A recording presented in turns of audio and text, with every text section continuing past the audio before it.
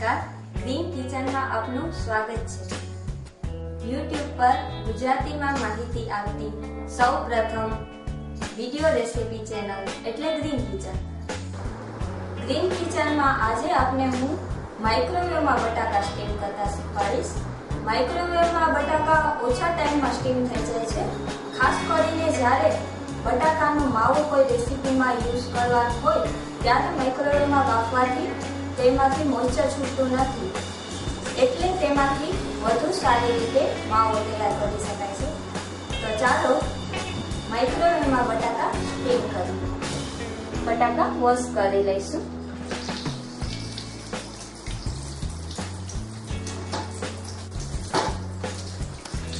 બટાકાને ધોઈ લીધા બાદ તેને આ રીતે ફોર્ક અથવા ચપ્પુ વડે ક્રીપ કરીશું।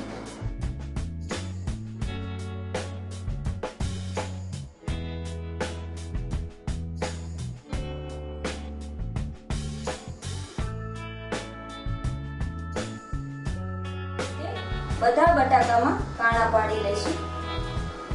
હવે બટાકા થોડા ભીના કરી લઈશું। ત્યારબાદ એક વર્જિન પ્લાસ્ટિકમાં બટાકાને આ રીતે વીંટી લઈશું।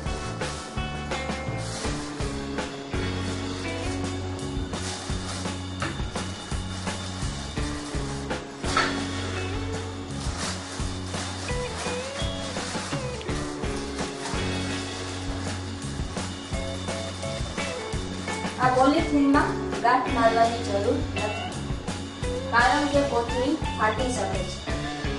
હવે આ બટાકાને માઇક્રોવેવમાં સ્ટીમ કરવા માટે માઇક્રોવેવના ફૂલ પાવરમાં 5 મિનિટ માટે સ્ટીમ કરી લઈએ અને ત્યારબાદ 1 મિનિટ માટે તેને અંદર જ રહેવા દઈશું।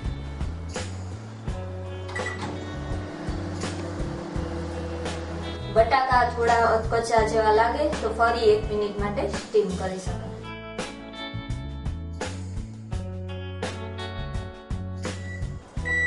હવે બટાકાને 1 મિનિટ માટે માઇક્રોવેવમાં જ રહેવા દઈશું।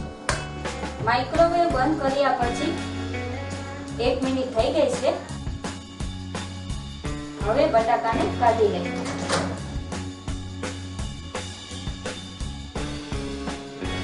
માઇક્રોવેવના ફૂલ પાવરમાં 5 મિનિટ સ્ટીમ કર્યા બાદ અને 1 મિનિટ સ્ટેન્ડિંગ ટાઈમ આવ્યા બાદ તે યોગ્ય રીતે સ્ટીમ થઈ ગયા છે કે નહીં તે ચેક કરી લઈએ।